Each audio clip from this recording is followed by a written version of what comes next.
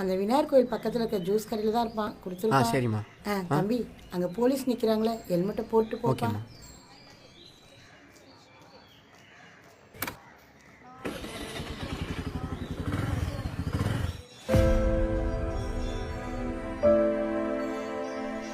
என்ன பண்ணிட்டு இருக்கீங்க? அந்த ஜூஸ் கடையில் என் பையன் நிற்பான், அவன்கிட்ட போய் ஹெல்மெட்டை கொடுத்துன்னு என்கிட்ட சொன்னீங்க. அங்கே போய் பார்த்தா யாருமே இல்லை. இன்னைக்கு இவங்ககிட்ட இதே சொல்லி அனுப்புறீங்க. எதுக்கு இதெல்லாம் பண்ணுறீங்க?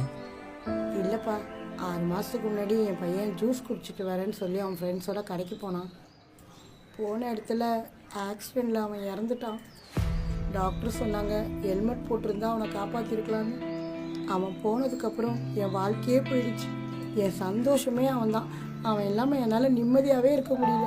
அப்போ தான் ஒரு நாள் தோணுச்சு, ஒரு அம்மாவாக நான் பட்ட கஷ்டத்தை இன்னொரு அம்மா